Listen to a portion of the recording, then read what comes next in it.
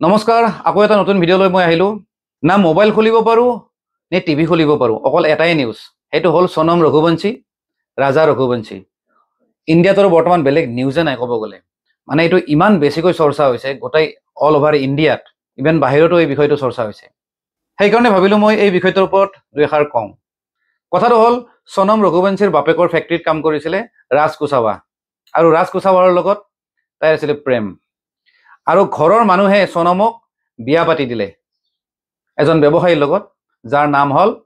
ৰাজা ৰঘুবংশী তাৰপিছত সোনমে আগৰ বয়ফ্ৰেণ্ডৰ লগত প্লেন কৰিলে যে তেওঁৰ হাজবেণ্ডক কি ধৰণে হত্যা কৰা যায় সেইকাৰণে হনিমুনৰ বাহানা লৈ কেইজনমান কন্ট্ৰেক্ট কিলাৰ লৈ আহি চেৰাপুঞ্জীত ৰাজা ৰঘুবংশীক মাৰি পেলালে এতিয়া ধৰাও পৰিলে গোটেই কথাবিলাক পোহৰলৈ আহি আছে এটাৰ পিছত এটা খবৰ আহি আছে এতিয়া এনেকুৱা ধৰণৰ খবৰবিলাক আমি সকলোৱে পাইছো আৰু অলৰেডি এনেকুৱা মানুহ নাই যিয়ে এই খবৰবিলাক পোৱা নাই এতিয়া কথাটো হ'ল আমি যিহেতু আমাৰ ব্ৰেইনটো আমাৰ চকুকেইটা আমাৰ সময়খিনি এই খবৰবিলাকত দিলোঁ আমাৰ কি লাভ আছে বা আমি কি শিকা উচিত বা আমি কি শিকিব লাগে মেইন কথাটো হ'ল সেইটো ল'ৰাৰ ক্ষেত্ৰত এটা কথা কওঁ আজিকালি চাব মাক দেউতাকে যেতিয়া ল'ৰাজন যেতিয়া ৱেল ইষ্টাব্লিছ যেতিয়া হ'ব তেতিয়া মাক দেউতাকে বিচাৰে যে ল'ৰাজনৰ বিয়া পাতি দিওঁ তেওঁলোকে কি কৰে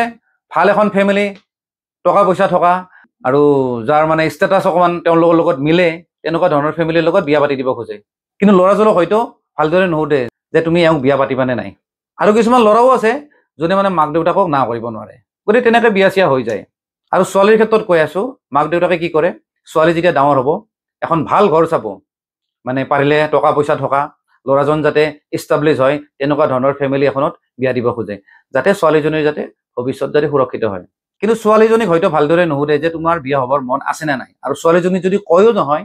যে মই বিয়া নহওঁ মই বেলেগক ভাল পাওঁ তথাপিও মাক দেউতাকে মৰমতে তাইৰ ভৱিষ্যত সুৰক্ষিত কৰাৰ স্বাৰ্থত মানে বিয়াখন পাতি দিয়ে কাৰোবাৰ লগত প্ৰব্লেমটো হৈ যায় তাতে আৰু তাৰে পৰিণাম হৈছে আজিৰ এই কাহিনীবিলাক কিন্তু সেই মাক বাপেকে কিন্তু যেতিয়া ছোৱালীজনী যেতিয়া বেলেগৰ লগত যেতিয়া প্ৰেম কৰি থাকিব ক'ৰবাত পঢ়িব গৈ পেলাই যেতিয়া লিলিমাই কৰিব বেলেগৰ লগত বা ক'ৰবাত কাম কৰিম বুলি গৈ পেলাই যেতিয়া বেলেগৰ লগত লিলিমাই কৰি থাকিব অসৎ কামত লিপ্ত হ'ব বেয়া বেয়া কামত যেতিয়া লিপ্ত হ'ব নহয় তেতিয়াহ'লে কিন্তু মাক দেউতাকে ইমান জোৰ নকৰে বিয়া দিয়াৰ সময়ত জোৰ জবস্তি এজন ৱেল ইষ্টাব্লিছ মানুহৰ লগত বিয়া পাতি দিয়ে কিন্তু পঢ়ি থকা সময়ত তাই যে কিতাপ নপঢ়ি যে তাইৰ কিতাপখন যে উল্টা বেলেগক পঢ়াই আছে এইখিনি ক্ষেত্ৰত কিন্তু মাক বাপেকসকল নিমাত থাকে আজিকালি সমাজৰ সমস্যা হৈছে সেইবিলাক আৰু এইবিলাক ভুলৰ কাৰণে আজি বেলেগ ল'ৰা এজন ঢুকাব লগা হ'ল নিৰপৰাধী আজিৰ ভিডিঅ'টোৰ যোগেদি সেইকাৰণে মই অভিভাৱকখিনিক এটা অনুৰোধ কৰোঁ